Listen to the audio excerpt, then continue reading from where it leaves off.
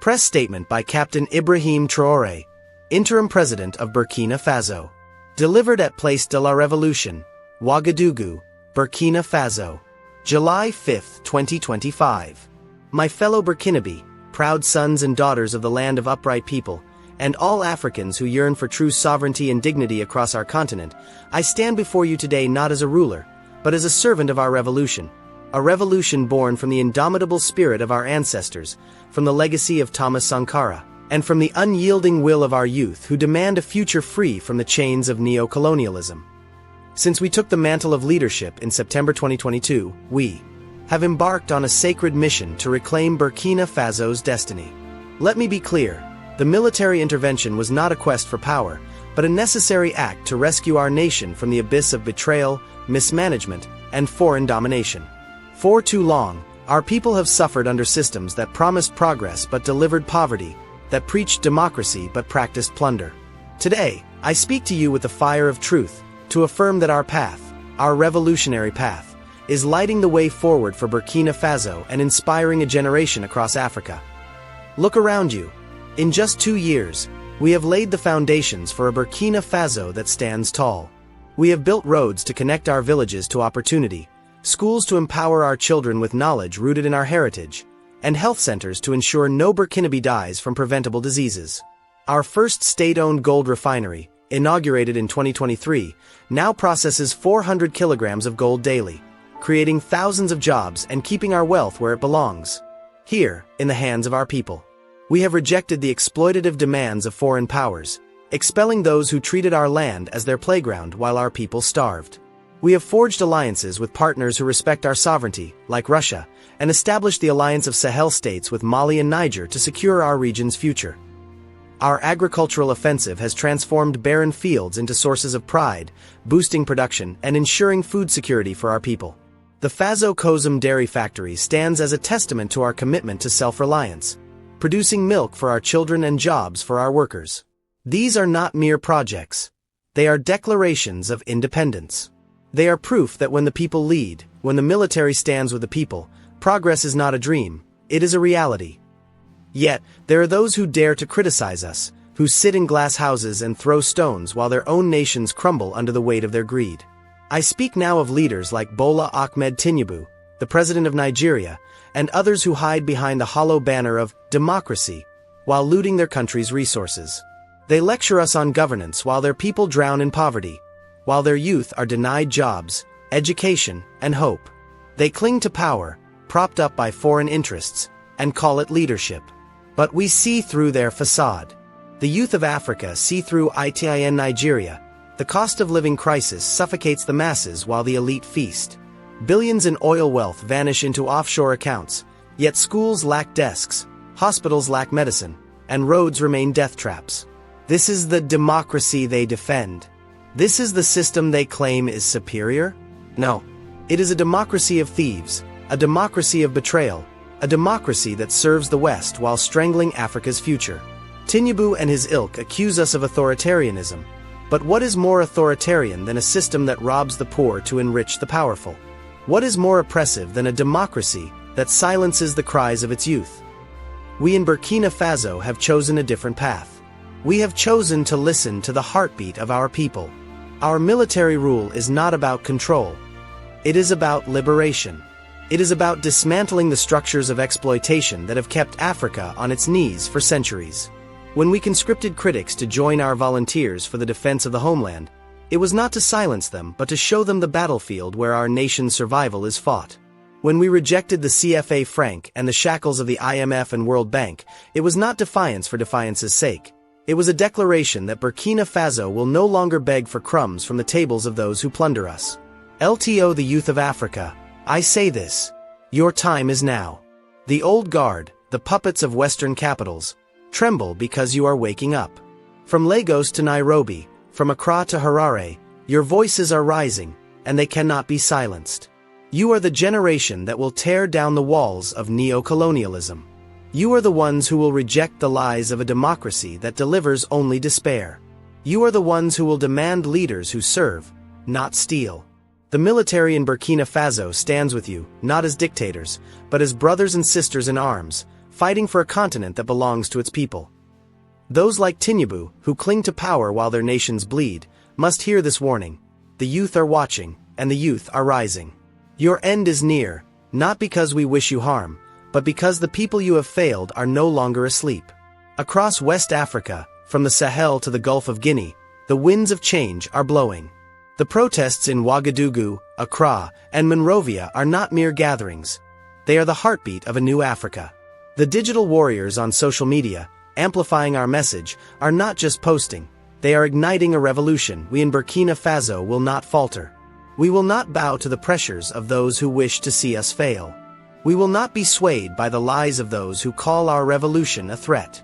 Our revolution is a promise to every Burkinabe child that they will grow up in a nation that values their dreams, to every farmer that their labor will feed their family, to every worker that their sweat will build a future.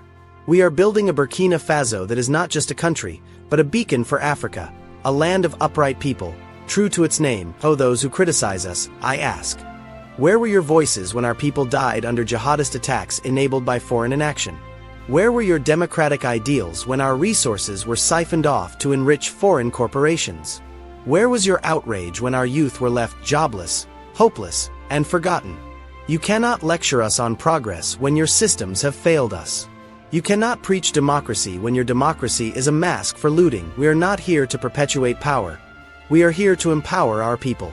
We are not here to silence dissent. We are here to amplify the will of the masses. We are not here to repeat the mistakes of the past. We are here to forge a future where Africa stands tall, united, and free. The military rule in Burkina Faso is not an end. It is a beginning. It is the spark that will light the fire of transformation across our continent. Let us speak plainly about the shadow that looms over our continent, a shadow cast by Europe, which for centuries has sought to milk Africa dry, to strip our people of their humanity, and to pollute our economies with systems designed to keep us subservient. This is not a conspiracy. It is a history written in the blood of our ancestors, in the theft of our resources, and in the chains of debt that still bind us today. Europe's greed has not waned. It has merely changed its mask, from colonial flags to corporate contracts, from overt oppression to subtle sabotage. But we, the people of Burkina Faso, see through this deception, and we will expose it for the world to see. For centuries, Europe has treated Africa as its personal vault, plundering our gold, our diamonds, our timber, our cocoa, and our very souls. From the Berlin Conference of 1884, where European powers carved up our continent like a piece of meat, to the present day, their agenda has remained unchanged: to extract, to exploit, and to ensure Africa remains a supplier of raw materials while they reap the profits. In Burkina Faso, we know this story too well. For decades, our gold, one of the richest deposits in the world, was mined by foreign companies like France's Areva and Canada's Endeavour Mining, with the blessings of corrupt elites. Less than 10% of the profits stayed in our hands, while our workers toiled in dangerous conditions, and our communities lived in poverty next to billion-dollar mines. This is not partnership. It is theft dressed in legal jargon. Europe's appetite for our resources has dehumanized our people, reducing us to mere laborers in our own land. They speak of development, while their companies dump toxic waste in our rivers, as seen in Côte d'Ivoire in 2006, when Trafigura, a Swiss-based company, poisoned Abidjan with hazardous sludge, killing 17 and sickening thousands. They preach human rights, while their policies ensure our children go hungry, our mothers die in childbirth, and our youth are forced to risk their lives crossing the Mediterranean for crumbs in Europe's cities. The CFA franc, a currency controlled by France and used by 14 African nations, including Burkina Faso until we broke free, is a shackle that keeps our economies tethered to Paris. Every year, billions of our francs are held in French banks, dictating our monetary policies and ensuring we remain dependent. This is not freedom, it is economic slavery.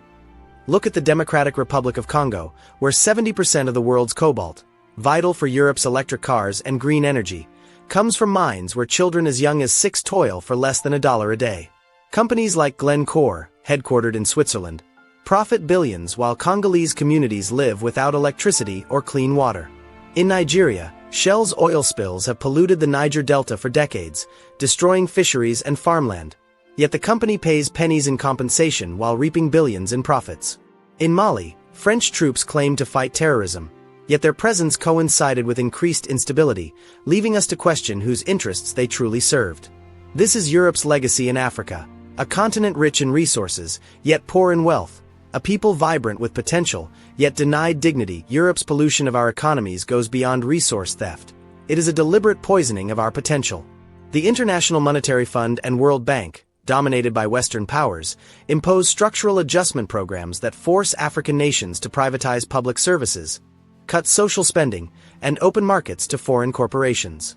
In the 1980s and 1990s, these policies crippled Ghana, Zambia, and Senegal, leading to collapsed healthcare systems, skyrocketing unemployment, and debt burdens that persist today.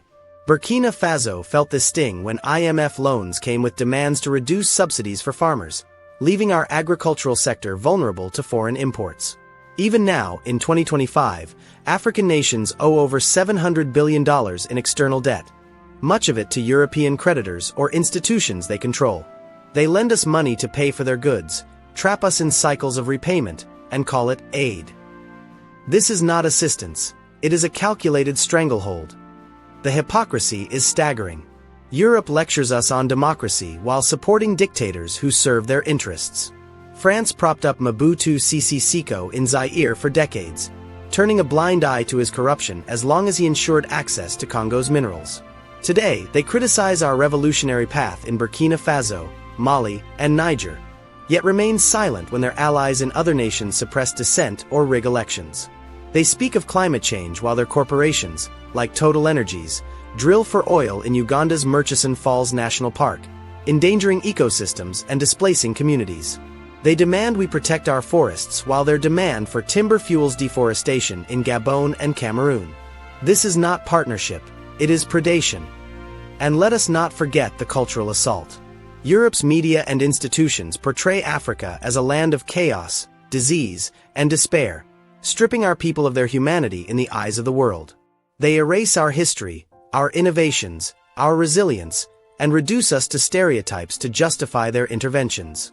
When we resist, as we have in Burkina Faso by expelling French troops and media outlets like RFI that spread their propaganda, they label us undemocratic. But who is undemocratic? The nations that impose sanctions to starve our people into submission, or the leaders who stand with their people to break these chains? The youth of Africa are awakening to this truth. In Burkina Faso, our volunteers for the defense of the homeland are not just fighting jihadists. They are fighting for a future where our gold, our cotton, our shea butter benefit Burkinabe first. Across the continent, from the #EndSARS protests in Nigeria to the anti-government marches in Senegal, young Africans are rejecting the lie that Europe's way is the only way. They are demanding accountability from leaders who collude with foreign powers, like those who sign lopsided trade deals with the European Union under the Economic Partnership Agreements, which flood our markets with subsidized European goods, killing local industries. In 2023 alone, Africa's trade deficit with the EU reached €20 billion, a stark reminder of how these agreements enrich Europe while impoverishing us. We in Burkina Faso have taken a stand. We have nationalized key sectors, reclaimed our resources, and invested in our people. Our textile factory in Koudougou, revived in 2024, now employs thousands and produces Faso Dan Fani cloth, a symbol of our pride and self-reliance. Our solar energy projects are lighting up rural communities, free from the dictates of European energy giants. We have partnered with nations like Russia and China, who respect our sovereignty, not because they are perfect, but because they do not lecture us while stealing our wealth. We are rewriting the rules of our economy, cleansing it of the pollution Europe has inflicted for centuries. But the fight is far from over. Europe's hands still reach for our resources, their voices still whisper division, and their systems still seek to bind us. They fear an Africa that stands united, an Africa that says no to exploitation, an Africa led by its youth and guided by its own vision. They fear Burkina Faso, Mali, and Niger, not because we are military-led, but because we are people-led. They fear the alliance of Sahel states, not because it threatens peace, but because it threatens their dominance. They fear you, the youth, because you are the ones who will end their reign of plunder. So, my brothers and sisters, let us continue this struggle with unwavering resolve. Let us reject the false promises of those who would keep us chained. Let us expose the truth about Europe's role in milking our continent, dehumanizing our people, and polluting our economies. Let us build an Africa where our resources serve our people, where our economies thrive on our terms, and where our humanity is celebrated, not erased. The revolution is alive, and it burns brightest in the hearts of those who dare to dream of a free Africa.